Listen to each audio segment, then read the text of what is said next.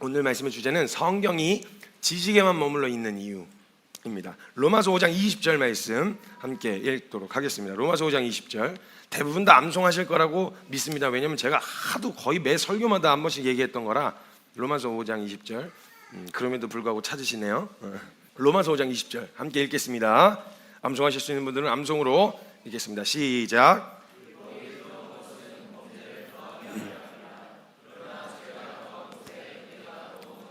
아멘.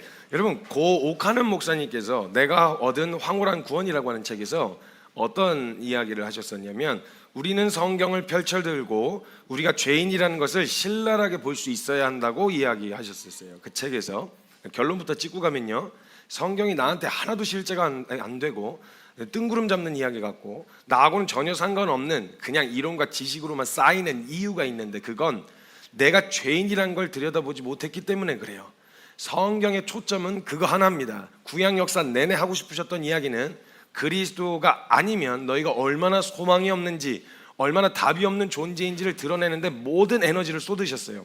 모든 초점이 거기에 맞춰져 있다는 거예요. 그러니까 내가 죄인이라는 것을 성경을 통해서 발견하지 못했으면 그 이후에 펼쳐지는 성경의 모든 내용이 하나도 실제가 안 됩니다. 하나도 이해도 안 되고 받아들여지지도 않고 그냥 이론으로만 쌓이고 지식에만 머물러 있게 되어지는 거예요. 지식 유의인 거예요. 분석하고 연구하는 것에만 머물러 있게 되어진다는 거죠. 우리가 연구를 하고 분석을 하는 이유가 뭐겠어요? 그것이 아는 것을 넘어서서 그 안에 담겨있는 그 모든 내용이 내게 실제가 되어지고 말씀에서 있는 그 살아있는 말씀 안에서 누릴 수 있는 은혜를 깊이 체험하기 위함이 아니겠어요? 이런 만약 보험을 공부한다 그러면 보험을 왜 공부하겠어요? 그냥 이론으로만 쌓으려고 하는 게 아니라 실제 그런 문제가 터지거나 그런 사고를 당했을 때 그 내용대로 타먹기 위해서 그거 공부하고 하는 거 아니겠어요? 마찬가지인 거예요. 성경에서 이야기하는 바, 말하고자 하는 바에 대한 내용을 정확하게 알지 못하고 거기에 대한 부분이 철저하게 인정이 되지 않으면 그 이후에 펼쳐지는 성경 내용 그 어떤 것도 나한테 하나도 실제가 안 돼요. 그냥 지식에만 머물러 있게 되어진다는 거예요. 지난주에 말씀의 연장선이라고 생각하시면 될 것 같은데요, 역사의 흐름과 인간이 이 땅에서 삶을 개선해 보려고 하는 그 수많은 시도들을 통해서 그 어떤 시도들 다 해보는데, 나라 선진국들은 여러 가지 시도들도 해보고 바꿔도 보고 해보려고 하겠죠. 근데 그 어떤 시도로도 그 인간의 그 무적행 같은 탐심, 이 욕심이 채워지지 않는다라는 것. 돈을 얼마나 가져야 내가 만족할 수 있을까? 내가 상황이 얼마나 개선해야 내가 행복할 수 있을까? 라고 하는 그걸 바꿔보고 개선해보고 아무리 애를 써도 이 무적행 같은 인간의 탐심과 욕구를 만족시킬 수 있는 게 이 땅 어느 것으로도 없다라는 거. 잠시 잠깐의 일시적인 안정감은 가져다 줄 수 있어도 그게 결국은 그거 해결된다고 내가 계속 행복한 건 아니라는 걸 경험하게 되었단 말이죠. 그것을 통해서 이제는 내가 다른 어떤 것으로도 채워질 수 없다는 것을 경험하게 됐고, 남은 건 이제 예수뿐입니다. 이제 다른 걸로 다 해봤어. 이게 없는 것 같아서 돈을 채워보고, 이게 상황 이것 때문인 줄 알아서 이거 바꿔보고, 불평등한 것 같아서 평등하게 만들어보고, 구조와 시스템을 다 바꿔봤는데도 난 여전히 공허하고 여전히 어렵고 여전히 불행하다고 여겨지게 되어진다면, 야, 이거 상황 바뀐다고 될 문제가 아니구나, 이거 환경 좀 개선한다고 될 문제가 아니구나. 그럼 뭘까 하고 남은 건 뭐냐? 예수밖에 없다는 거예요. 그래서 이것저것 찾다가 이제는 사람들이 돈이 부족해 교회 오는 것도 아니고, 뭐가 상황이 어려워 교회 오는 게 아니고, 사회적 이미지도 그러니까 다른 이유 때문에 교회 오는 게 아니라, 나 뭘 채워도 이게 마음이 채워지질 않는데, 내가 이걸 상황을 바꿔봐도 이게 해결이 안 되는데, 나 예수란 분의 이야기 좀 한번 들어봅시다. 예수란 분이 어떤 분이요? 예수란 사람이 어떤 사람인지 나 얘기 좀 들려달라고. 예수에 관한 거 말고, 예수를 통해 얻을 수 있는 거 말고, 예수가 궁금해서 올 시기가 펼쳐질 거라고 제가 지난주에 이야기를 했었어요. 이제 예수를 기대하고 복음 그 자체이신 예수가 누군지를 궁금해하는 영혼들이 예전처럼 유행처럼은 아니더라도 진짜 그게 궁금해서, 정말 본질이 궁금해서 오게 되어질 절호의 기회 앞에 놓여지게 되어졌다고 이야기하고 있는데, 그렇게 몰려오는 사람들, 그렇게 와서 그걸 궁금해하는 사람들이 딱 놓여진 그 상황에서 다른 게 아니라 교회가 진짜 제대로 짚어줘야 되는 거, 이거 하나 제대로 안 짚어줘갖고 지금 엉망진창된 이유가 거기 달려 있는 거거든요. 제대로 짚어줘야 되는 게 바로 이 죄에 대한 문제예요. 이거 안 풀리면 그 뒤에 나오는 그 모든 얘기 다 아무런 의미가 없어요. 사실 성경을 펼쳐두고 내가 얼마나 죄인인지를 알아야 그 죄인에게 베푸신 은혜에 대한 이야기가 뒤에 펼쳐지는데, 이게 정리가 안 됐는데 뒤에 은혜가 어떻게 은혜가 되겠냐고요. 감격도 감동도 오지 않는다는 거예요. 그러니까 불행의 이유라고 생각했던 그 모든 것들이 해결돼도 잠시 잠깐 만족하다가 다른 것으로 인하여 또다시 불행해진다면 사실은 그게 근본적인 문제가 아니었음이 드러나게 되어지고, 행복하고 싶어서 몸부림치지만 신기루처럼 손에 잡히지 않는 그 행복을 찾아서 막 헤매게 된단 말이죠. 그러면요, 예수를 제시하고, 그때 예수를 제시하고 예수에 대한 이야기가 선포되고 복음이 선포되면 모든 영혼들이 손에 쥐고 있던 거 내려놓고 막 달려와서 붙잡으면 얼마나 좋아요. 얼마나 좋냐고요. 근데 그런 상황 앞에 놓여졌다고 손에 붙잡는 게 아니에요. 이거가 제대로 짚어져야 진짜 제대로 예수 잡는다고요. 다른 게 아니라 이 죄에 대한 부분이에요. 내가 죄인이라는 게 처절하게 인정이 되어지고 처절하게 받아들여지고, 야, 나 진짜 죄인이구나, 내가 진짜 소망 없는 죄인이구나. 그냥 다른 걸로 행복이 채워지지 않는다. 그래서 예수가 궁금해 왔는데 복음이 선포되어져도 덜컥 붙잡는 게 아니라 반드시 먼저 왜 예수가 필요한지, 너의 불행의 이유가 무엇인지에 대해서 이야기하려면 이 죄에 대한 이야기 건너뛰면 안 된단 말이에요. 근데 문제는 뭐냐면 이거 얘기하면 벌써 부담스럽다고요. 서로가 상호간에 부담스러워요. 너는 괜찮냐? 너는 괜찮아? 에이, 그러니까 다 안 괜찮으니까 우리 입 다물고 그냥 살자. 이래서 그냥 덮고 넘어가니까 그 뒤에 펼쳐지는 은혜에 대한 이야기가 하나도 유익이 안 되는 거예요. 하나도 실제가 안 되는 거예요. 왜 연합이 안 되는지, 왜 사랑이 안 되는지, 왜 용서가 안 되는지, 왜 섬기는 게 안 되는 거지, 그 모든 이유가 다 거기 달려 있거든요. 근데 이걸 그냥 덮고 넘어갔다, 아무런 유익이 안 되는 거예요. 성경은 그냥 역사책인 거예요. 교훈책, 그렇게밖에 안 되는 거죠. 이렇게 단순한 결론은 사람 바뀌었으면 좋겠지만 단순하게 사람 바뀌는 게 아닌 줄 아신 하나님은요, 성경 66권과 수천 년의 역사를 통해서 진짜 집요하리만큼 한 인격과 인간 안에 있는 그 양파 껍데기 같은, 벗겨도 또 나오고 벗기면 또 나오고 벗기면 또 나오는 이 인간의 마음과 그 생각을 집요하게 파헤치셨어요. 주님이 수천 년의 역사를 들어서 우리가 죄인이라는 사실을 밝혀내시는데 거의 구약 역사 전체를 사용하셨다고 해도 과언이 아니에요. 그 행복이 어디 있는지 알아도, 내 불행의 이유가 무엇인지 알아도 마지막 걸림돌이 바로 마음에 하나님 두기를 싫어하는 죄인의 가장 근본적인 본성 때문에 맞다는 걸 알아도 하기 싫어하고 살 길인 줄 알아도 선택하지 않는 반응이 나타나는 거예요. 그러니까 이 근본적인 문제가 해결되지 않는 한 상황과 이론으로 깨닫게 되어진다 한들 아무런 의미가 없게 되어지는 거예요. 예수에 대한 이야기 아무리 해도 예수 그리스도가 복음이 되려면, 진짜 나한테 기쁜 소식이 되고 와 막 감격이 되고 야 이거였구나 하고 막 내 삶이 그냥 확 뒤집어지는 이런 실제가 되려면 가장 중요한 게 바로 내가 죄인이라는 걸 알아야 됩니다. 여러분, 아마도 내가 죄인이라는 것에 대해서 교회를 좀 다니는 사람들이라면 흔히 들어봤을 법한 이야기이고요. 제가 여러분 죄인이십니까? 라고 이야기하면 후대 다들 이렇게 대답하실 거예요. 쉽게. 죄인이십니까? 전 죄인이에요. 이렇게 얘기하는 거 별로 어렵지 않게 대답하실 수 있을 거예요. 별로 거부감이 들지 않아요. 마치 정해진 정답 같은 느낌이죠. 세례 교리문답 같은 느낌 있잖아요. 예수님과 함께 죽었고 살았음을 믿으십니까? 하나도 안 되시는. 네, 그냥 이렇게 해야 살해주니까. 네, 그냥 네 이런 식으로 그냥 대답만 한단 말이죠. 그러니까 이게 그냥 정답 같으니까 죄인이라고 물으면 죄인이라고 대답을 해야 될 것만 같은 거죠. 그리고 저는 죄인이에요 라고 이야기하는데도 별로 거부감 없으실걸요? 그렇죠? 여러분 그 얘기하는데 혹시 거부감 있으신 분 계세요? 내가 왜 죄인이야? 그거는 이제 잘 안 예수님 그 초신자분들은 그 죄에 대한 개념이 안 잡혀 있어서 그럴 수도 있겠지만 그 뒤에 초신자들을 위해서 또 이야기는 하겠지만, 내가 죄인이라는 사실에 대해서 저는 죄인입니다 이렇게 얘기하는 거 어려워하는 사람들 별로 없어요. 교회 오래 다닌 사람은 큰 거부감 없이 이야기할 수 있다는 거예요. 근데 진짜 웃긴 게 뭔지 아세요? 내가 만약 진짜 죄인이라는 게 확실하게 인정됐잖아요. 그럼 내 입으로 내가 죄인이라는 걸 인정하는 것과 남이 나를 죄인이라고 인정하는 거하고 반응이 다르지 않아야 돼요. 그렇죠? 내가 진짜 죄인이라는 게 인정되었으면 저는 죄인이에요. 그럼 듣던 사람이 넌 진짜 쓰레기다 이렇게 얘기하면 맞아요. 이게 같이 똑같은 반응이어야 되거든요. 근데 만약에 저는 죄인입니다. 맞아, 네 진짜 죄인이야. 네 진짜 죄인 중에 제일 흉악한 놈이야. 남이 이야기해 줄 때 기분 나쁘다. 이건 좀 반응이 이상한 거거든요. 다른 거예요. 내가 정말 그냥 정답처럼 이야기하는 게 아니라 내가 죄인이라는 게 확실하게 인정됐으면 남이 얘기해 주는 것과 내가 얘기하는 것과 다르지 않아야 돼요.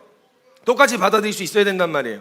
근데 그 느끼는 것에 차이가 있다면 예수를 확실하게 인정됐다면 그게 차이가 없어야 된다는 거죠. 그리고 예수 안 믿는 사람들도 마찬가지로 예수를 안 믿는 이유가 뭐냐면 내가 왜 믿어야 되냐는 거예요. 내가 예수를 왜 믿어야 돼? 다른 말로 하면 내가 예수가 왜 필요해? 다른 말로 하면 내가 왜 죄인이야? 죄인이라서 예수가 그리스도로서 필요한 거잖아요. 그죠? 예수님이 그리스도로 필요한 이유가 우리가 죄인이기 때문인데 예수 안 믿는 이유가 뭐냐면 결국은 이거 하나 인정이 안 됐기 때문이라는 거예요. 내가 예수가 왜 필요해? 난 다른 거 필요하지 않아? 난 그냥 잘 먹고 잘 사는데 남한테 피해 안 끼치고 열심히 잘 살고 있잖아. 내가 뭐가 문제야? 내가 뭐 누가 나를 위해 대신 죽어줄 만큼 내가 뭘 그렇게 잘못했어? 내가 죄인이라는 게 인정이 안 되는 것에서부터 시작되어진다는 거예요. 나를 사랑해주는 예수? 오케이, 그건 오케이. 사랑해준다니까 오케이죠. 나를 위해 죽어줬다? 그것도 오케이. 나한테 복을 준다? 그것도 오케이. 받을 수 있다 이거예요. 그러나 성경에서 말하는 핵심, 내가 죄인이라는 거, 이걸 동의 못 하겠는 거죠. 내가 왜? 내가 뭘 그렇게 잘못했는데? 이렇게 되는 거죠. 그리고 크리스찬이라고 말하는 사람들조차도 말은 죄인이라고 스스로 인정하는 것처럼 이야기하지만 실상 내가 죄인이라는 것에 대해서 확실하게 인정한 사람들이 크게 많지 않다는 걸 제가 보게 되어졌어요. 저도 마찬가지였고요. 저도 이거 정답처럼 이야기했거든요. 전 죄인입니다. 어차피 내가 말하든 남이 말하든 내가 죄인이라는 것은 매한가지니까 상관없어야 되는데 희한하게 남이 나를 죄인 취급하거나 재활용도 안 되는 죄인이라고 이야기하면 발끈해요. 야, 그래도 그거 니한테 들을 소리는 아니지. 내가 너한테 들을 소리는 아니지 않냐? 네가 그런 소리 할 수준은 아니지 않아? 이런 반응이 나오잖아요. 내 마음에 말 단어는 이런 단어를 안 썼어도 내 마음 가운데 그런 발끈하는 마음이 찾아 들어온다고요. 너나 잘하세요. 너가 뭐가 나 뭔데 평가해? 이런 마음이 딱 찾아 들어온단 말이에요. 만약 진짜 내가 와우 죽을 죄인입니다 이렇게 하면 야 무슨 비난을 받은들 무슨 손가락질을 당한들 무슨 상관이겠어요 사실.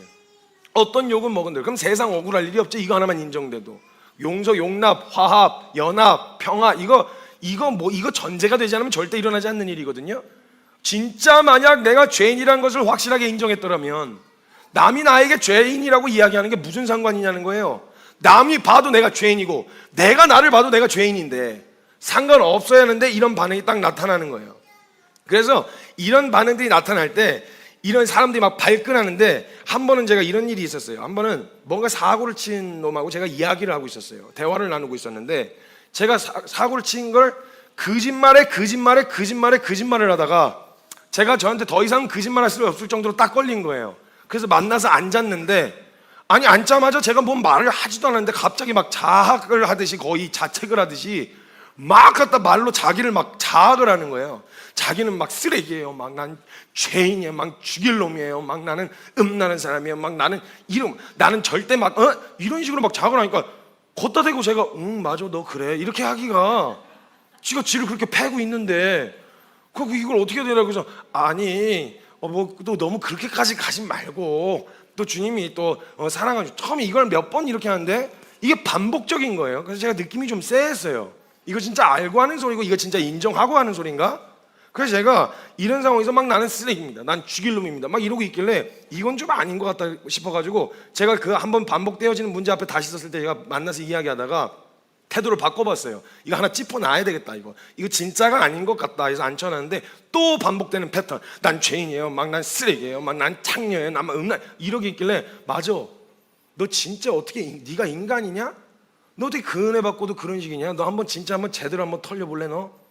이랬더니 갑자기 발끈하는 거예요. 제가 뭘 그렇게 잘못했어요? 갑자기 발끈하는 거예요. 그래 봐 여기서 포인트 딱 집었죠. 거기서 봐. 너가 만약 네가 스스로 그게 쓰레기이고 죄인이고 창녀고 음란하다는 거 네가 네 입으로 말한 그것이 너한테 진짜 인정된 사실이었으면 내가 너를 그렇다고 이야기한 내가 더한 걸 부풀려 이야기한 게 아니라 정확하게 네가 한 행동에 대해서 이야기했는데 그 말과 네가 인정한 거 뭐가 달라? 어쩌면 제가 거기서 확실하게 짚어줬는데 저와 여러분 마음 안에 어떤 마음이 있냐면 내가 나를 자책을 하잖아요. 내가 나를 때리면 안 아픈 만큼 조절해서 때릴 수 있거든요. 그러니까 내가 남들 보는 앞에서 내가 나를 때리면 남들이 그거 보고 못 때리거든요. 남이 치는 건 아픈 거예요. 내가 때리는 건 괜찮고. 그러니까 난 죄인이요. 남이 그런 소리 못하게 내가 계속 나를 자학하고 비하하듯이 계속 이야기하면 안 아픈 만큼은 때릴 수 있어요. 인정 안 하고 말하면 별로 기분 상하진 않으니까. 근데 남이 그걸 딱 짚어내면 기분 확 상해버리는 거예요. 마음이 확 어려. 이게 인정한 거 맞습니까? 이게 맞아요? 죄인이라는 걸 인정한 게? 거의 막 자책을 하고 막 이건 아니. 너 진짜 음란하다. 너 어떻게 인간이 그럴 수 있냐? 네가 사람이냐? 막 몰아갔더니 막 왜요? 솔직한 말로 막 이러면서 이제 막 나오기 시작하는 거예요. 그냥 그 순간에 그냥 딱 짚은 거예요. 너가 스스로 음란하다, 장녀다, 가룟 유다다, 내가 배신한 베드로다라고 말하는 것이 실제로 너한테 인정된 거였으면 스스로뿐만이 아니라 누가 그렇게 이야기하는데 뭐가 문제가 되겠냐? 사실 너는 그 문제가 실제로 문제라고 생각되어진 게 아니라 남이 나 못 때리게 그 실수에 대하여 남이 나한테 피드백 못하게 하려고 괴로워하는 척하면 누가 뭐라고 하겠어요. 그리고 항상 제가 이 이야기를 해요. 저희 아내는 다른 훈련을 하다가 어떤 상황에서든 문제가 생기면 문제가 생긴 걸 제가 인지하기 전에 저에게 찾아오면 그건 하나님 앞에서의 회개. 왜냐하면 말씀이 자기 양심을 건드리고 하나님 앞에서 자기 말씀 앞에서 이게 건드려져 가지고 이건 아니다 해서 스스로 찾아와 이야기하면 제가 그 영역에 대해서만큼 제가 따로 뭐라고 안 해요. 그건 제가 판단자가 될 수 없어요. 근데 다 드러날 만큼 드러나고 걸릴 만큼 걸려서 찾아오면 그게 어떻게 회개냐? 좀 걸려서 찾아와. 나 안 걸렸으면 안 찾아왔을 거 아니야. 그게 어떻게 회개야? 까발려질 만큼 다 까발려지고 드러날 만큼 다 드러난 다음에 잘못했어야 하면 그게 어떻게 잘못했어야? 지금 이 상황 모면하려고 잘못했다고 이야기하는 거지 그게 어떻게 잘못이야? 인정한 거 맞아? 이런 식으로 자꾸 어물쩍 넘어가다 보면요 죄에 대한 면역력이 생겨요. 양심을 더 이상 건드리지 않는다고요. 말씀이 아무리 임해도 그 말씀이 우리의 양심을 아무리 때려도 이 양심이 화인 맞은 것처럼 더 이상 반응을 안 해서 괜찮은갑다. 같은 행동을 아무도 뭐라 하지 않는 채로 그대로 몇 번만 반복하면 그래도 된다고 생각한단 말이에요. 이걸 그대로 방치하고 내버려 두니까 이 영역 안에서 계속 면역력이 생겨가지고 더 이상 내가 반응을 못 받고 자극을 못 받는 거예요. 은혜도 안 되고. 우리가 신앙생활 하면서 진짜 제일 중요하고 성경에 가장 많이 공을 들이셨던 게 저와 여러분이 얼마나 죄인인지를 드러내시는 일이었어요. 근데 이걸 간과하고 넘어가는 바람에 은혜에 대한 태도와 그 은혜를 누리는 것을 못 누리고 있었는지도 모른다는 거예요. 여러분 제가 지난주 본문 말씀처럼 병든 사람에게라야 의사가 쓸데있다고 얘기했어요. 근데 정말 우리는 소망 없는 죄인이라는 사실이 말씀을 비추어서 객관적으로 진짜 사실이구나, 이거 맞구나 라는 게 진짜 확실하게 인정되었는지, 아니면 그냥 내가 좀 실망스러운데 내 모습이 좀 만족스럽지가 않은데 그런 나를 사랑해 주신 하나님의 사랑에 대해서 이야기하면서 확실하게 죽었어야 하는 죄인이라는, 사형 선고를 받은 시한부 판정을 받은 인간이라는 걸 어물쩍 넘어가고 하나님의 은혜를 이야기하면 그 은혜에 대한 이야기가 죽을 죄인에게 베풀어 주신 은혜로 다가와야 되는데, 이 은혜가 그냥 나 좀 사랑해 준 정도, 날 좀 챙겨준 정도, 이거를 다른 거 아니라 진짜 집요하게 이거 물고 늘어졌어야 되는데, 인정될 때까지 우리 안에 드러난 실상이 이거야, 우리 안에 나타난 모습이 이거야, 이래서 우리가 죄인이라고 말하는 거야. 이게 집요하리만큼 붙들고 물고 늘어져야 나머지는 은혜에 대해서 크게 설명할 필요가 없어요. 그런 나를 위해 죽어줬다 한마디면 충분한 거예요 사실은. 근데 이걸 제대로 찝지 않고 기분 나빠하니까, 서로 어려우니까, 부담스러우니까 이거 그냥 넘어가면 성경 아무것도 이해가 안 돼요. 안 풀린다고요 성경이. 진짜 만약 우리가 은혜의 의미를 제대로 알고 싶고 신앙생활을 하면서도 그 은혜를 누리지 못하는 그 어려움 앞에 있다면 제일 먼저 점검해야 되는 게 바로, 난 진짜 죄인이라고 하는 이 사실이 나 확실하게 인정됐나? 나 진짜 죄인 맞나? 내가 봐도 남이 봐도 성경을 근거로 봐도 나 죄인 맞나? 피해갈 구멍 없이 정확하게 하나님의 심판의 대상인 죄인이 맞나? 이거 인정됐는지를 봐야 된다는 거예요. 이거 하나만 제대로 인정돼도 억울할 일 없어요. 원래 당했어도 당했어야 될 일이잖아요. 확실하게 인정되었느냐는 거예요. 예수를 처음 믿는 사람, 즉 교회를 처음 나오는 사람도 이해할 수 있도록 성경은 죄가 무엇인지에 대해서 분명하게 짚어내고 있어요. 굳이 성경적 지식 없어도요, 우리가 존재적으로 죄인인, 죄의 가능성을 품고 있는 그 생명이 존재하고 있는 이거 드러내는 거 어렵지 않아요. 저 불신자 만나잖아요. 죄에 대해서 이야기하면 다들 끄떡끄떡해요. 죄에 대한 이야기. 자, 우리가 성경에서 이야기하는 죄는 존재를 이야기하는 건데, 하나님은 죄, 그 행위 자체를 보는 게 아니라 우리가 죄를 지었기 때문에 죄인이 된 게 아니라 죄인이라서 죄인을 지을 수밖에 없는 거다. 자, 그럼 한번 설명해 보랴. 죄에 대한 내용을 설명할 때 어떻게 설명하냐면, 하나님은 죄의 가능성을 보신다. 촛불 하나가 있다 치자. 이 촛불은 가능성인데 이건 지금 초 위에 있어서 이 정도의 불밖에 비추지 못하지만, 이거 분명히 휘발유에다 갖다 붙이면 붙을 수도 있고 안 붙을 수도 있는 게 아니라 무조건 붙는다. 나와 당신 안에 있는 이 죄성은 반드시 상황과 조건만 갖춰지면, 기준 없이 내버려두면 반드시 파멸로 이끌어가는 죄를 열매를 맺어 질 수밖에 없다. 우리 안에 있는 생각과, 여러분 제가 그러면서 얘기하는 거예요. 무정부 상태를 생각해 보세요. 무정부 상태 생각하면 여러분 막 파라다이스가 생각나세요? 아니죠. 무정부 하면 벌써 그냥 통제 없이 인간의 원한과 정욕들을 내버려뒀을 때 인간 어떻게 되는지 그 단면을 보여주는 게 무정부 상태거든요. 우리가 법이라고 하는 울타리 안에서 내가 받을 피해 때문에, 불이익 때문에 내가 그거 지키고 앉아 있는 거지, 만약에 그냥 그러지 않아도 불이익 없다라고 하면 무슨 일이 일어나는지 단편적으로 볼 수 있는 게 무정부 상태예요. 아프리카 같은 데 가면요, 거기 막 파라다이스 막 꿈꾸고 막 서로의 것을 나누고 막 이런 모습이 연상되세요? 아니죠. 어두운 슬럼과 뒷골목, 강간, 살인, 방화, 그냥 폭력, 이 모든 것이 난무하는 그런 현장이 연상되신단 말이에요.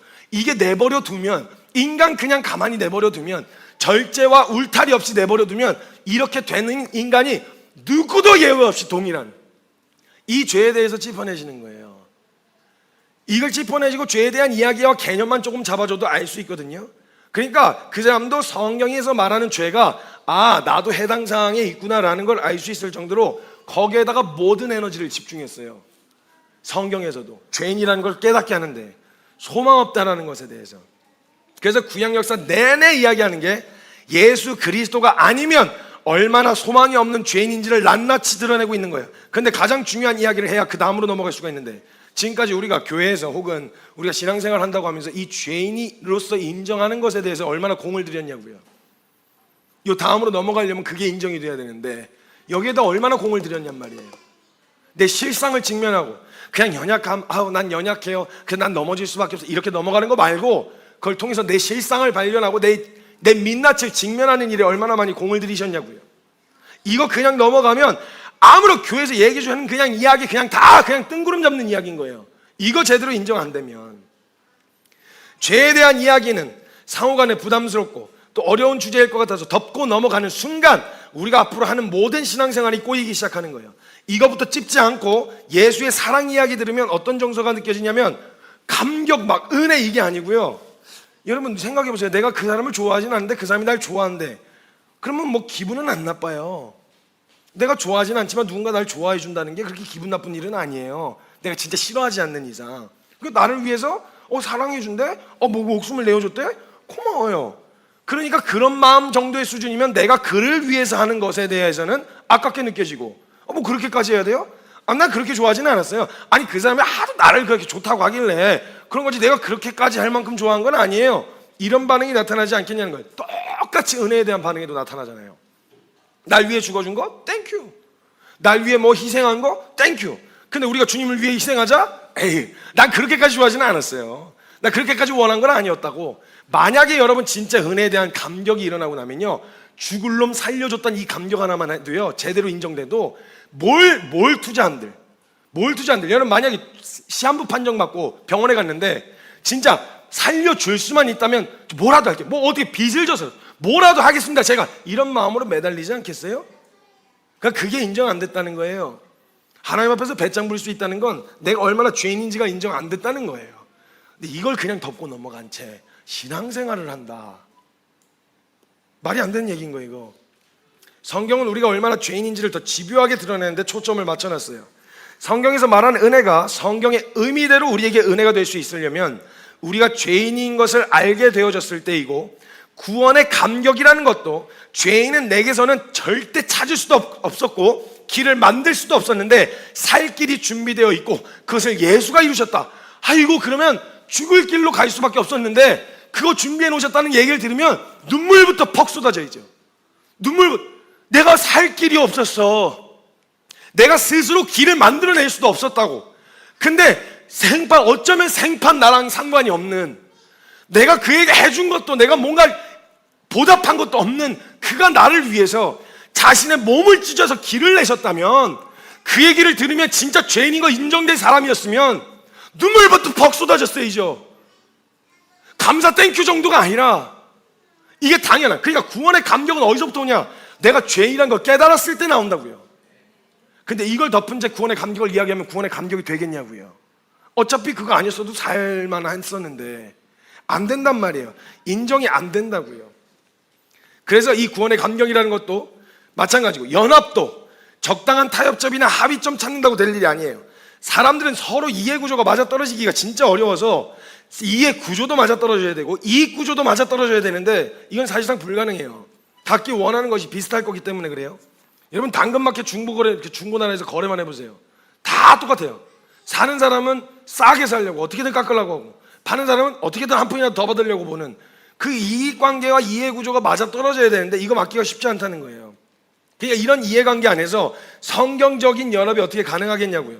진정한 연합은요, 성경에서 말한 진정한 연합은 누구 하나 죽어야 되거든요. 왜냐하면 우리와 하나님 사이에 예수 그리스도와 연합이 되기 위해선 예수 그리스도가 죽으셔야만 가능했던 일이었어요. 그럼 누구 하나 죽어야 되는데 누가 죽겠냐고요. 누가 그 죽음을 겸허히 받아들일 수 있겠냐고요. 그 죽음이 마땅하다고 생각되어지는, 그 죽음을 영광처럼 겸허히 받아들일 수 있는 사람은 내가 죄인이라는 게 인정된 사람밖에 할 수가 없다는 거예요. 용서, 여러분 이 용서야말로 진짜 내가 죄인이라는 게 제대로 인정됐냐 안 됐냐가 판가름 짓는 대목이에요. 이 용서가. 내가 죄인이라는 것을 인정하지 않은 채 용서하려고 하면요, 절대 성경적인 용서 안 돼요. 안 끝나요. 왜냐하면 기다려요. 내가 용서해준 만큼의 반응이 나올 때까지 기다려요. 안 나왔다 이러면 그냥 눈알 돌아가는 거예요. 이전까지 있었던 모든 구정물들이 다 쏟아져 나오는 거예요. 내가 너한테 어떻게 했는데, 내가 그걸 용서해줬는데 내가 어떻게 했는데, 이거 자체가 안 돼. 불가능하다는 거예요.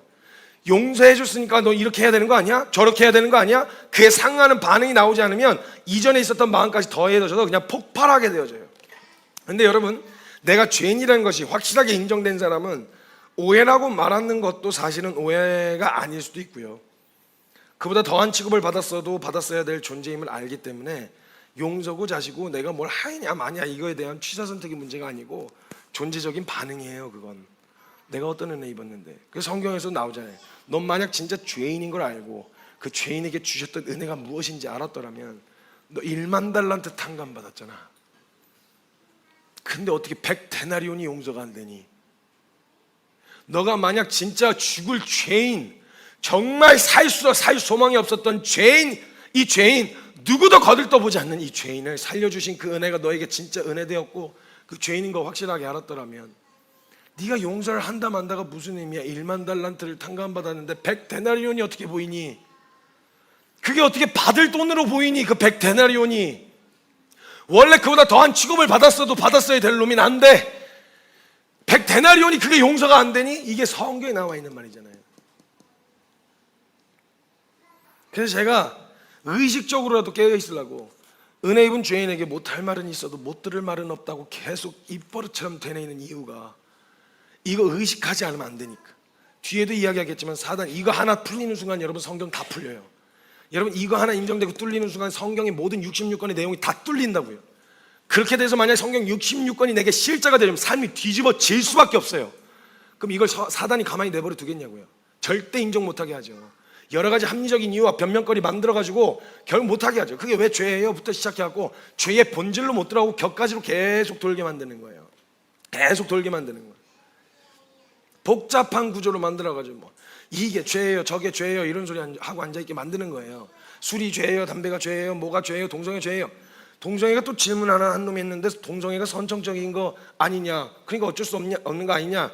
그래서 제가 너무 황당하고 어이가 없어가지고 적어놨어요. 대답해 주려고. 그렇지, 죄인, 인간의 죄인의 본성은 그 마음에 하나님 두기를 싫어하기 때문에 하나님을 대적하든 대적하지 않든 느껴지는 감정과 정서는 모두가 다 내가 좋으면 좋은 거고 내가 싫으면 싫은 거지. 그게 죄인의 본성이지. 그런 것 때문에 동성애에 대한 부분을 선정적이라고 말하는 존재적 죄인, 타고나기를 죄인의 본성대로 태어나서 마음에 하나님 두기를 싫어하는 그 본성을 이야기하는 거라면 동성애 선천적인 거 맞지? 그럼 그렇게 볼 거면 이렇게도 봐야지.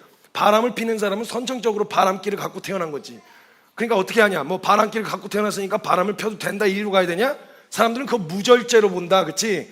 아무리 너희 안에 느낌과 감정이 그렇게 찾아왔다고 하더라도 그걸 해도 된다는 방향으로 가는 것과 이런 게 찾아 들어와서 싸우고 있습니다. 찾아 들어온 정서와 이건 아니다 무절제로 보고 싸우는 방향하고는 완전히 다른 거다. 그래, 선천적이니까 그럼 해야 되냐? 그럼 우리 존재적 죄이니까 그냥 나가 죽으랴? 그럼 그대로 본성대로 살까요? 그러면 아니잖아요. 분명히 돌이킬 수 있는 길을 마련하셨고 분명히 자기 부인할 수 있는 근거를 주셨으니까 그것을 근거로 내가 느껴지기엔 보기에 좋고 느껴지기엔 좋아 보여도 하나님 진리 앞에서 합당하지 않다면 돌이킬 수 있는 능력과 그 권세, 그걸 부정할 수 있는 그 이름의 권세를 주셨으니 그걸 근거로 돌이켜야지. 근데 이거에 대해서 계속 거기 머물러 있어서 결국 내가 원하는 대로 하게 내버려 두려고 하는 이거 자체를 허용하고 있는 이런 그 영혼에 대한 그 책임을 어떻게 질러요? 종교 지도자부터 시작해서 성경 파헤치고 연구한다는 사람들까지 이거 만약 죄에 대한 이야기 제대로 안 짚어주면 은혜 하나도 은혜가 안 되고 성경에 대한 이야기 하나도 안 풀리는데 이 무서운 책임을 어떻게 하려고 이걸 욕을 먹어도 할 말은 해야죠. 이거 인정 안 되면 은혜 안 풀려요. 이거 인정 안 되면 백날 성경 연구하고 분석해도 성경 이해 안 돼요. 알았다고 한들 그게 나한테 실자가 되겠어요? 그거 역으로 만약에 이거 안 풀린 채로 성경의 지식만 많아지면 정확하게 칼이 됩니다. 이거 남을 재단하고 찌르고 죽이는 칼이 된다고요. 이거 은혜 입은 죄인은요, 이거 혼자 연구 분석해서 성경을 연구 분석해서 되는 게 아니라 성경이 풀리는 가장 중요한 키는 성경에서 말한 대로 소망 없는 죄인이 바로 나다 라고 하는 것이 인정되는 것입니다. 성향도 다 다르고 습관도 살아온 환경도 다 다르지만 구약 역사 내내 하나님이 일하시는 현장에서 반응했던 그 이스라엘과 이방 민족들의 그 죄성과 그 반역성은요, 정확하게 내게도 있는, 정확하게 내게도 있다는 것을 들여다보게 되어질 수밖에 없는 거예요. 그러면요, 그걸 들여다보잖아요. 그럼 성경에 그들을 위해 준비하신 그 은혜들이 전부 다 내게 되기 시작하는 거예요. 실제가 되기 시작하는 거예요. 될 수밖에 없어요, 여러분. 성경이 풀리는 거죠. 그런데 사람들은 신을 믿으면서 어떤 마음과 정서가 있냐, 내가 처한 상황에 대한 어려움, 수많은 문제들을 해결해 주실 하나님을 생각하죠. 그런데 막상 그 현실을 딱 마주하게 되면요, 그런 문제들을 잘 해결해 주시지 않으니까 답답하고 하나님에 대한 선하심과 이분이 신뢰할 만한 분인지에 대한 의심이 자꾸 찾아들어오게 되어지는 거예요. 하나님께서 우리에게 주고자 하셨던 건요, 우리가 상황 해결해 주어 바뀔 존재가 아니고 환경 개선해 준다고 달라질 존재가 아닌 걸 알고 계셨어요. 하나님은 또 상황에 대한 직접적인 해결을 통한 감격이 일시적일 거란 것도 알고 계셨어요. 환경에 대한 개선에 대한 만족이 일시적일 거란 것도 알고 계셨어요. 이스라엘만 해도 보세요. 상황이나 조건, 문제 해결된 민족으로 봤을 때 이스라엘만한 민족이 어디 있어요?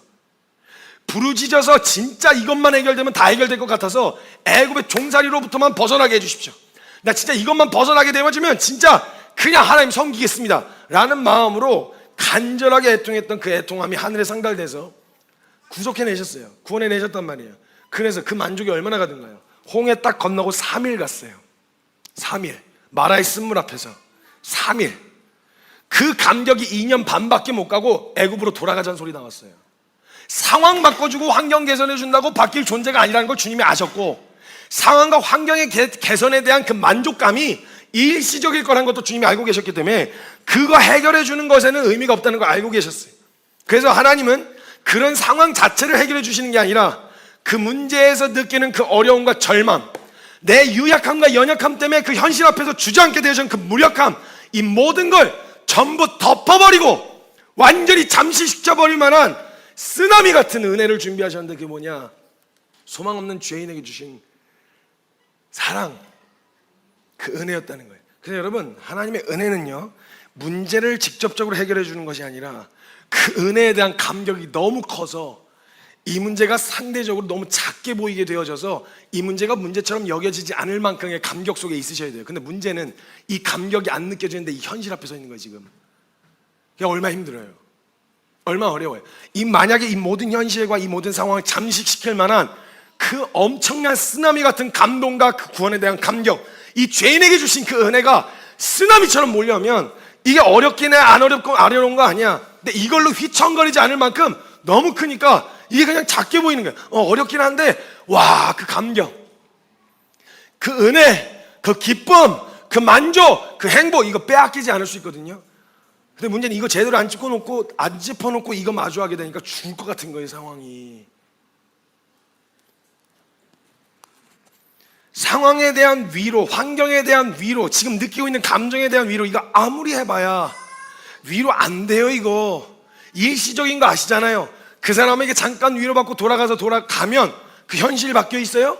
그 상황 바뀌어 있냐고. 이 관계에 대한 어려움이 해결됐어요? 여전히 남아있는데 그 잠시 잠깐 받은 위로가 무슨 위로가 되겠어요? 진짜 위로는 이게 문제처럼 보이지도 않을 만큼 큰 영광, 이게 문제처럼 보이지도 않을 만큼 큰 감격, 이게 문제처럼 여겨지지 않을 만큼 그 어마어마한 하나님의 사랑, 여기에 잠겨버리면 그 상황 해결해 달라는 기도보다 주여 이거보다 더 큰 은혜 보여주십시오.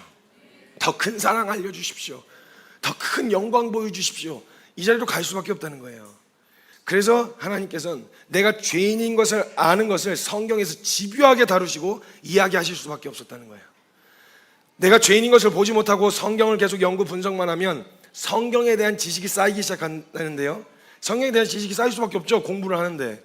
근데 문제는요, 성경이 보여주고자 했던 대로 보질 않고 만약 성경을 연구 분석만 하는 방향으로 가기 시작했다, 그럼 남이 죄인으로 보이기 시작합니다.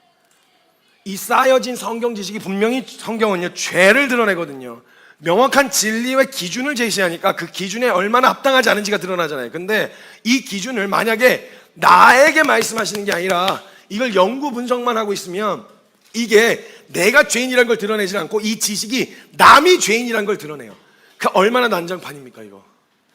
얼마나 교회 안에서, 얼마나 이 진리를 안다고 말하는 교계 안에서, 한국 교회 안에서 교단별로, 교리별로, 사람별로, 성별별로 이거 얼마나 이 난장판이 됐냐고. 이거 아는 그 성경적 지식이 살리는 게 아니라 잡아 죽이는 게 돼가지고 얼마나 서로 비판하고 깎아내리고 있냐고요.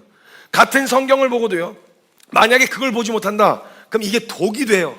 독이 돼가지고 이게 어떻게 되어지면 열심히 애를 쓰면 썼을수록, 노력하면 노력했을수록, 선을 행하면 행했을수록 이게 독이 돼서 하나님의 은혜와 하나님의 그 주신 사랑에 근접도 못하는 무서운 지경에 이르게 된단 말이에요. 그래서 같은 성경을 보고 성경이 이야기하고자 하는 바를 제대로 모르고 잘못된 방향으로 성경을 읽으면 바리새인과 대제사장 꼴 나는 거예요.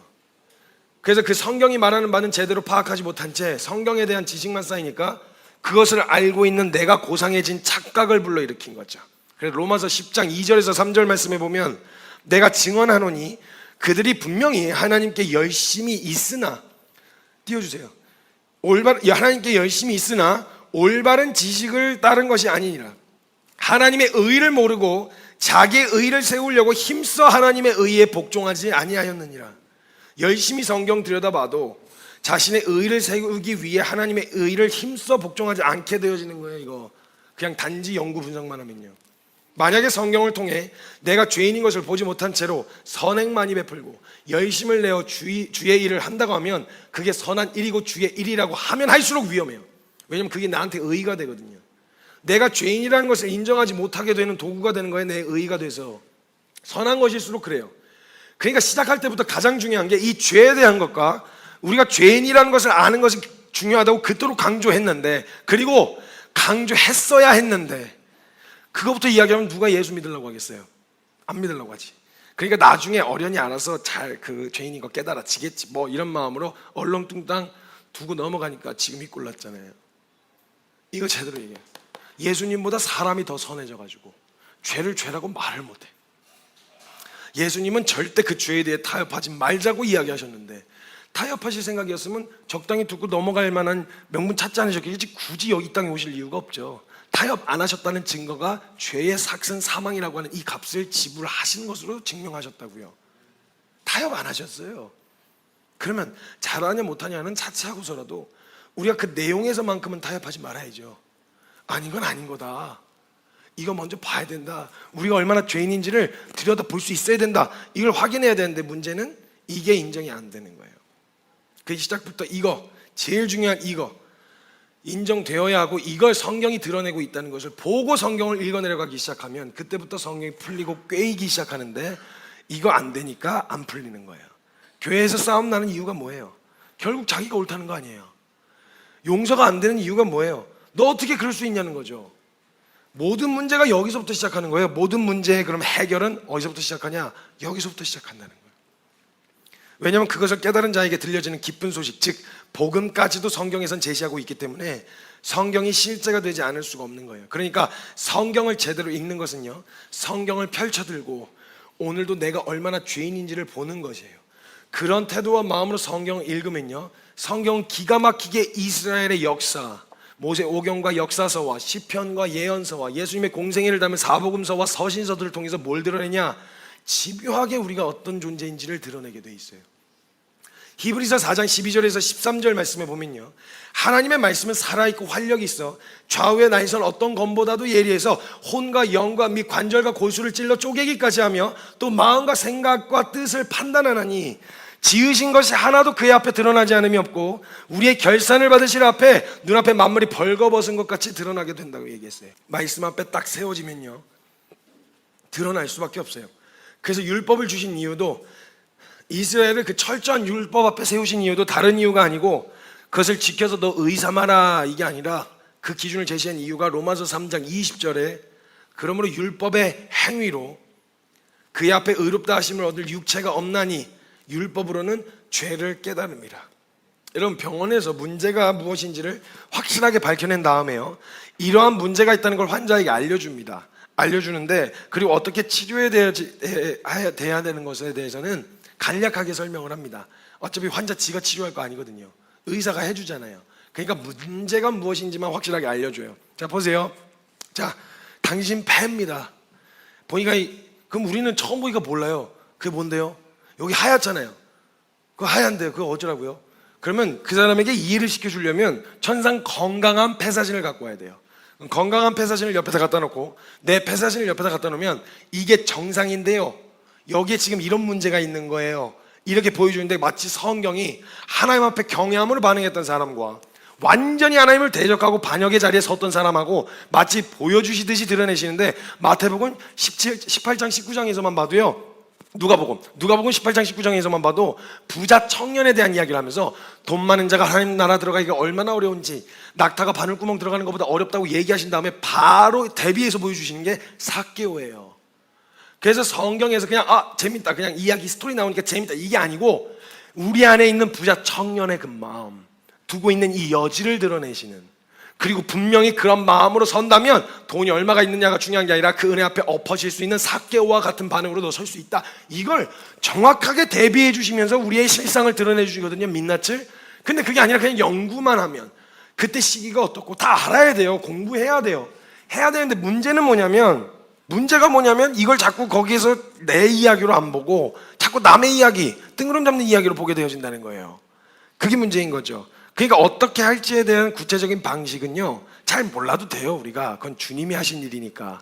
그걸 알아가면 알아갈수록 감사하고 감격이 되어지는 거긴 한데, 내가 몰라도 내가 얼마나 병들었는지 인정하고 나면요 그 문제에 대해서 의사가 막 이런저런 얘기해줘도 뭔 소리인지 하나도 몰라요. 일단 절개할 거고요, 절개해서 뭐 할 거고요, 뭐 하면 그거 아파요? 뭐 이런 정도만 궁금하죠. 많이 아파요? 마취할 때 아픈가요? 주사바늘 크다 그러던데 많이 이런 것만 궁금하지 거기서 어떻게 할지는 다 의사 몫이에요. 그럼 뭐 어떻게 되냐? 어련히 알아서 하시겠죠. 의사 선생님, 저 의사 선생님 믿습니다. 잘해 주시겠죠. 믿고 맡기겠습니다. 이러고 수술대 위에 눕듯 우리도 동일하게 만약 이게 인정되어지면요 그 다른 거 궁금하지 않고, 선생님 저 수술 받으면 살 수는 있나요?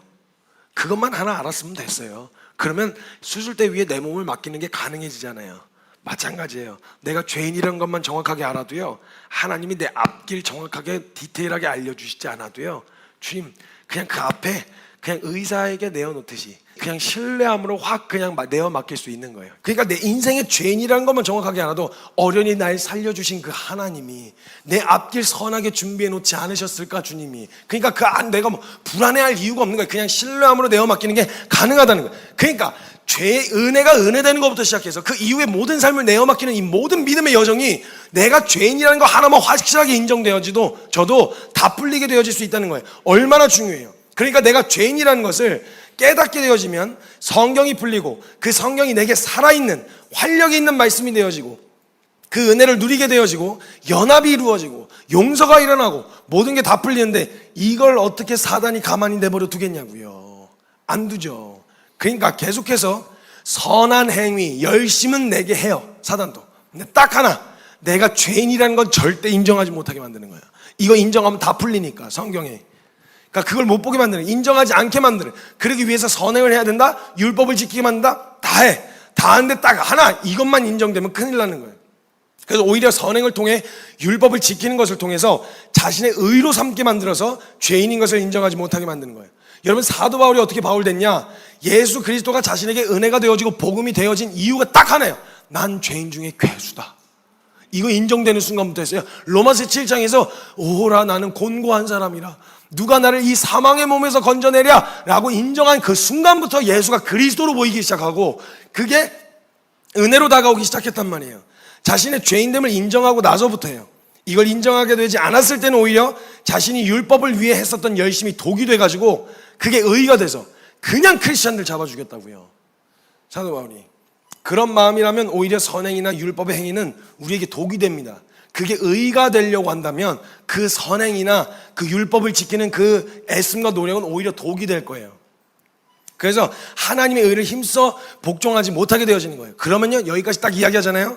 그럼 다른 때는 가만히 있다가 이런 얘기만 나오면 얼씨구나 좋다고, 그게 독이 됩니까?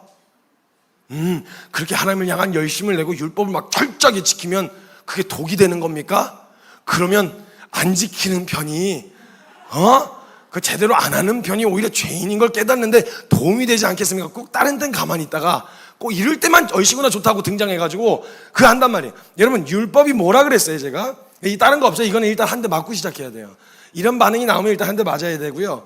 그 다음에 이제 그 이후에 풀어가려면 어떻게 풀어가야 되냐? 율법이 뭐라 그랬냐? 그것을 통해 죄를 깨닫게 된다고 했어요. 그리고 율법이 들어옴으로 인해서 죄인 줄 몰랐었는데 그 율법의 기준이 제시되니까 죄가 죄인 줄 알게 된다 그랬어요. 그리고 우리가 죄인이라는 것을 깨닫게 한다고 이야기했단 말이죠. 그럼 지금까지 이야기한 게 우리가 죄인이라는 것을 성경을 통해 제대로 보면 성경이 풀리고 실제가 되어진다고 이야기했죠. 그러니까 목적 자체를 내가 얼마나 죄인인지를 알기 위해 그 율법 앞에 한번 철저히 서보라는 거예요. 지켜보려고 한번 해보세요. 어설프게 말고, 어설프게 하면 괜히 흉내만 내다가 지쳐 나가 떨어지기만 하고요. 진짜 이 약 물고 철저하게 한번 해보려고 해보세요.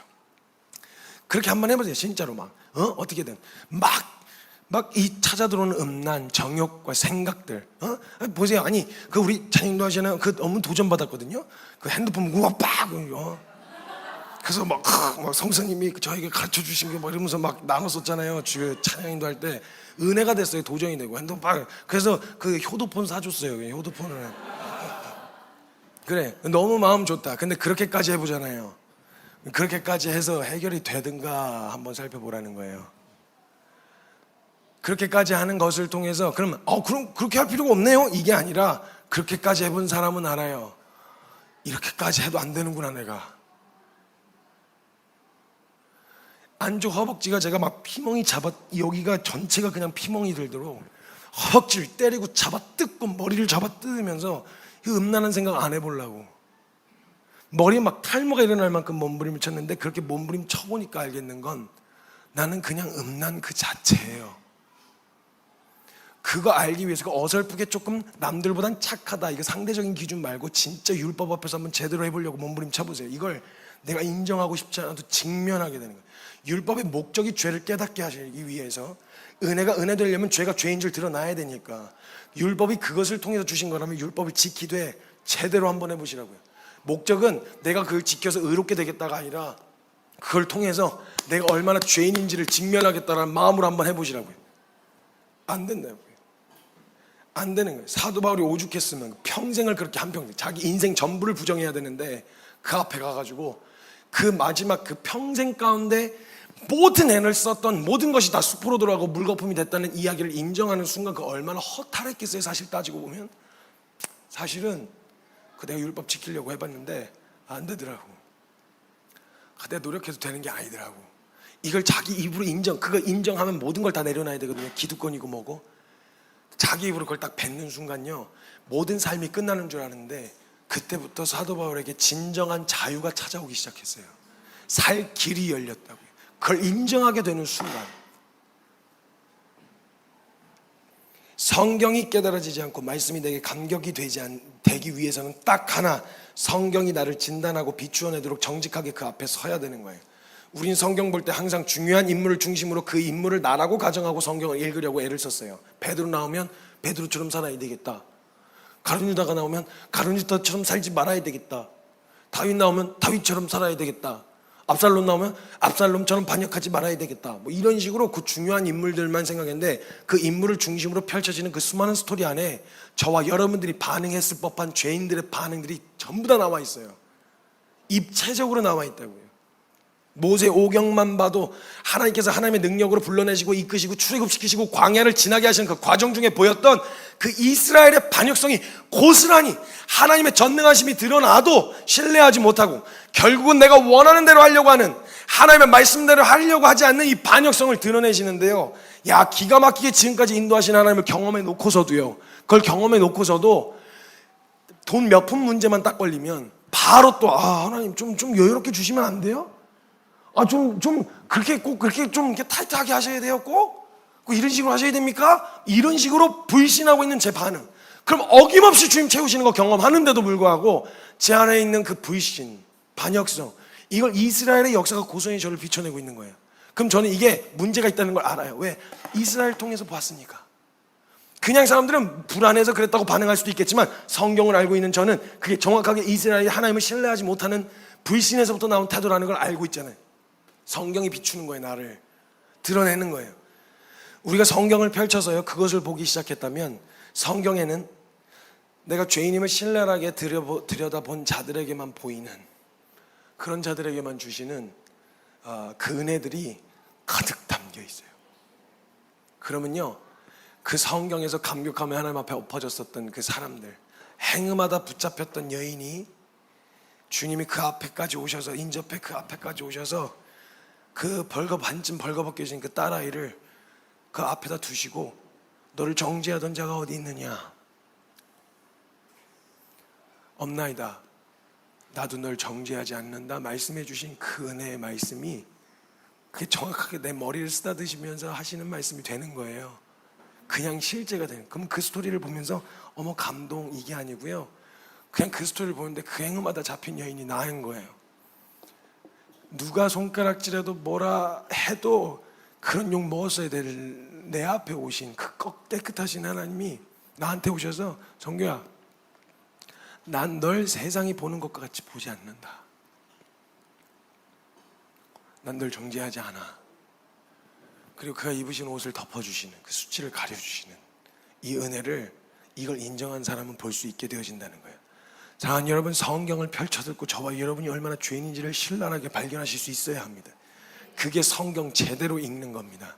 그 성경 제대로 읽어보게 되시면 그런 죄인들에게 주님이 포기하지 않고 베푸셨던 그 하나님의 은혜가, 그 폭포 같은, 그 쓰나미 같은 은혜가 저와 여러분들 삶 가운데 임하게 되어질 것입니다.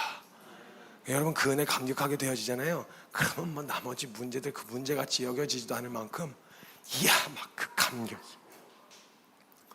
그 감격이 막 쏟아지는 거예요.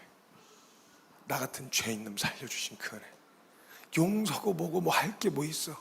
내가 그런 은혜 받는, 뭐 용서할게. 내가 받은 용서의 감격이 너무 커서 내가 해야 될 용서가 작게 보이는, 내가 받은 사랑이 너무 커서 내가 사랑해야 되는 어려움이 너무 작게 보이는, 내가 받은 섬김이 너무 커서 내가 해야 할 섬김이 너무 작게 보이는, 그냥 그 감격 속에 살게 되어지는. 그래서 여러분, 진짜 모든 감정이 주께 향하게 되어져서 그 은혜에 반응하게 되어지는 걸 경험하실 수 있어요. 진짜 그 은혜만 생각하면 눈물 벅 쏟아지는, 야, 주님 그 사랑, 인자가 무엇이 간데 주께서 나를 생각하시고, 사람이 무엇이 간데 주님 저를 살피십니까? 저 하늘의 별과 달 지으신 그 하나님, 그 크신 하나님이 내가 뭐라고 날 살피십니까? 이게 그냥 인정되어질 수밖에 없는 거예요. 진짜 은혜에 대한 감격, 여러분, 성경이 실제되고 싶다면 그 은혜를 그냥 이론으로 그렇구나 정도가 아니라 실제로 누리기 원하신다면 제일 먼저 보셔야 될 게 성경 펼쳐들고 저와 여러분이 얼마나 소망 없는지부터 보셔야 됩니다. 그 안에 드러난 음란함 인정하십시오. 그 안에 드러난 거짓됨 인정하십시오. 그 안에 드러난 분노, 비열함, 치사함, 이 모든 것들 인정하는 그 순간부터 그런 자에게 베푸신 하나님의 은혜를 적어놓으신 그 모든 내용들이 다 내게 되기 시작합니다. 살아있는 말씀이 되는 거예요. 그걸 믿는 우리의 믿음은 살아있는 믿음이 되어지는 겁니다. 실제가 되셨으면 좋겠어요. 이 땅에서 이 말씀 붙들고 살아가는 모든 성도들이 그 실제 살아계신 하나님 만났으면 좋겠어요. 그리고 그 주신 하나님의 은혜가 진짜 실제 자기께 됐으면 좋겠어요. 그래서 그 감격 때문에 그냥 그 여유 있잖아요. 야, 어려운데 어떻게 넌 웃냐? 내가 이 어려운 상황 때문에 웃는 거 아니야. 어려운 건 어렵지. 그거 얼마나 어려운데. 근데 내가 웃는 건 그런 상황하고 상관없이 여전히 날 사랑하고 계시니까 하나님 사랑 때문에 웃는 거야. 너 왜 다 즐기고 있는데 왜 넌 울어? 뭐 상황과 느낌은 그래. 근데 내가 우는 건 이런 날 지금도 살피신 그 은혜의 감격 때문에 우는 거야. 내 모든 감정이 살아계신 하나님의 은혜에만 반응하는, 거기에 더 크게 반응하는 저와 여러분 되셨으면 좋겠습니다. 준비해 놓으신 은혜가 큽니다. 여러분, 그 은혜 다 찾아 먹으셔야죠. 이 살아생전에 육체 입고 살아가는 동안 그 은혜 받아 누리셔야 합니다. 여러분, 제가 잠깐 같이 좀 기도합시다. 어떤 사람은 그렇게 생각할 수도 있어요. 내가 뭘 그렇게 잘못했어? 내가 왜 이런 대우를 받아야 돼? 그래도 나 열심히 살았어. 혹시 여기 초신자가 계시거나 교회를 처음 접하신 분들, 혹은 교회를 오래 다녔어도 이런 생각이 찾아 들어오실 수도 있어요. 하나님은 죄를 그 행위로 보시는 게 아니라 성경 그 가능성을 두고 계신 겁니다. 말씀드렸던 것처럼 초에 붙어있는 불은 축하를 하기 위해 예쁘게 붙여놨지만 그 불에는 강릉의 산을 전부 다 태웠었던 그 무지막지한 산불, 하와이를 다 태웠던 산불, 상황과 조건만 갖춰지면 다 태우고도 남을 똑같은 속성이, 그 가능성이 그 초 위에 있는 작은 불 안에도 들어있습니다. 그 초에 있는 불은요, 휘발유에다 갖다 붙이면 붙을 수도 있고 안 붙을 수 있는 게 아니라 무조건 붙습니다. 이게 저와 여러분이 갖고 있는 죄라고 하는 본성, 가능성입니다. 이 가능성으로 만약 상황만 좀 풀렸다, 내가 기대하고 원하는 상황에다 날 갖다 놨다, 어김없이 그 자리로 엎어질 수밖에 없는 저와 여러분. 난 음란하지 않아. 난 간음은 하지 않았어. 간음은 하지 않았어요? 하나님의 성경의 기준이 그게 답니까? 간음하지 않았다. 근데 하나님의 공의의 기준은 남을 보고 음욕을 품은 자마다 이미 간음했다고 이야기하십니다. 왜냐? 그가 가지고 있는 그 음욕은 반드시 가능성이 돼서 상황과 조건만 갖춰지면 그 자리에서 그 일을 행할 수 있는 사람이 되거든요. 주님은 그걸 같은 죄로 보실 수밖에 없는 거예요. 난 살인은 안 했는데, 살인은 안 했어요. 근데 성경에서의 공의의 기준이 이렇게 이야기하고 계십니다. 형제를 보고 분을 품은 자마다 살인할 수도 있다가 아니라 이미 살인하였느니라. 그 가능성은 상황과 조건만 갖추어주고 기회를 주면 반드시 그리로 이어질 수밖에 없는 그 동일한 가능성을 쥐고 있는 것과 같거든요. 주님은 존재로 보시는 거예요. 가능성으로. 이거 제대로 증명 못하면 그런 우리에게 주신 하나님의 은혜가 설명이 안 됩니다. 이해가 안 되고 납득도 안 되는 거예요. 여러분, 전 참 궁금합니다. 그 은혜 모르고 어떻게 신앙생활이 가능하죠? 전 진짜 궁금합니다. 그 사랑 모르고 어떻게 신앙생활이 가능합니까? 성경에서 말하는 핵심은 그 구원받은 성도들이 그 구원의 감격, 죽을 수밖에 없어서 죽을 운명인 줄 알고 있었는데 살 길이 열렸다는 걸 깨닫게 돼서 경험하게 된 그 감격 있잖아요. 이것 때문에 맞아 죽든 지하 카타콤 무덤에서 그냥 거기서 평생을 살다가 등이 굽고 그냥 그런 취급을 받으며 살아도 그 구원의 감격 하나면 충분했었습니다. 그때. 근데 도대체 이 구원의 감격 없이, 이 은혜 없이 어떻게 신앙생활이 가능하죠, 여러분? 아직도 여전히 내 상황과 문제를 해결해 줄 하나님을 기대하고 계시진 않습니까? 여러분, 저와 여러분이 경험하고 있는 어려움과 아픔, 그게 문제처럼 여겨지지도 않을 만큼 큰 은혜가 준비되어 있습니다. 그래서 아는 길은 내가 얼마나 죄인인지를 인정하는 것이라고 합니다. 성경을 통해 신랄하게 들여다봅시다. 내가 얼마나 죄인인지, 하나님 앞에서 얼마나 합당하지 않은 자인지를 그걸 경험하고 인정하게 되어지는 순간 성경 66권에 준비해 놓으신 그 모든 은혜들이 전부 다 내 것이 될 것입니다. 우리 시간 마치 마음으로 기도할 때 하나님 드러내 주십시오. 제 실상을 드러내 주십시오. 하나님 제 민낯을 드러내 주십시오. 내 그 과정이 고통스럽고 아프겠지만 하나님 그 은혜를 알 수만 있다면, 그 구원의 감격을 경험할 수만 있다면 주여 드러내 주시옵소서. 하나님, 내 말씀 앞에서 그 살아있고 활력 있는 그 말씀으로 내 혼과 영과 및 관절과 골수를 찔러 쪼개주셔서 주의 말씀 앞에 막 벌거벗은 것처럼 드러나게 하여 주시옵소서. 그리고 준비된 그 은혜 내게 쏟아 부어 주시옵소서. 우리 그 마음으로 기도할 때 우리 사랑하는 주님의 이름 그 일을 행하신 우리 주님의 이름 간절하게 한번 크게 부르짖고 통성으로 기도하며 나아갑니다. 주여!